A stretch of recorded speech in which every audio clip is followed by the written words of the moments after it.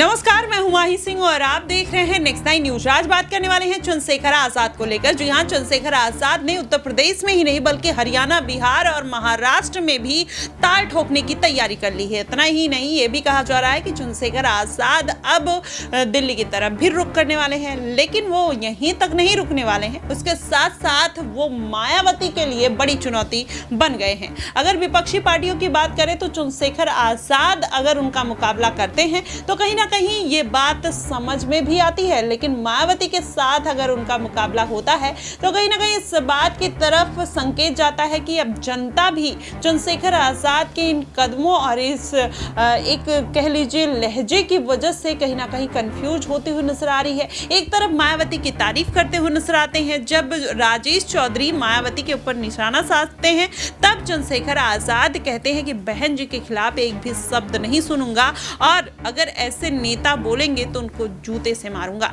इस तरीके से बात कहते चंद्रशेखर आजाद नजर आते हैं। लेकिन वहीं अगर देखा जाए तो काशीराम जी के विरासत को आगे बढ़ाने का काम कर रहे हैं। लगातार ये बात बोलते हुए नजर आ रहे हैं कि मैं काशीराम जी के विरासत को बढ़ाऊंगा और कहीं ना कहीं मायावती उनके सिद्धांतों को भूल चुकी हैं।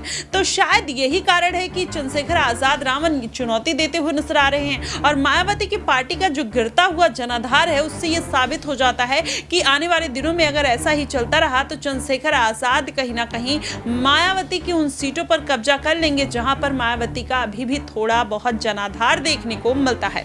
वहीं अगर मायावती की बात करें तो मायावती भी कहीं ना कहीं इसमें पीछे नहीं है। वो भी लगातार सभी सीटों पर समीकरण बनाने का प्रयास कर रही हैं। 4 बार की मुख्यमंत्री रह चुकी है, अब फिर से एक बार बहुजन हिताय और बहुजन सुखाय के फॉर्मूले पर काम करती हुई दिखाई दे रही हैं। लेकिन उसका कितना असर देखने को मिलेगा ये तो देखने वाली बात होगी। इस बार उपचुनाव की 10 सीटें हैं और सभी 10 सीटों पर चंद्रशेखर आजाद रावण और मायावती ने भी अपने प्रत्याशी उतारे हैं। इससे ये इस बार पता चल जाएगा कि आखिरकार उन दलितों का नेता कौन है जो समाज के उन दलित और पिछड़े लोगों की आवाज बनकर सामने आएगा। मायावती ने भी अब कहीं ना कहीं अपने पार्टी के प्रत्याशियों को समीक्षा बैठक में हिदायत दे दी है कि आप लोग जितने भी दलित और वंचित वर्ग के लोग हैं आप उनके लिए जोरों शोरों से आवाज उठाइए। शायद यही कारण है कि भारत बंद में मायावती जिस तरीके से एक्टिव मोड में नजर आई उससे यह कहा जा सकता है कि मायावती अपना खोया हुआ जनाधार पाने के लिए पूरी तरीके से तैयार है। लेकिन वहीं चंद्रशेखर आजाद कहीं ना कहीं उनके पैर की बेड़ियां बने हुए हैं। क्या इस बार के लोकसभा चुनाव में जो मायावती का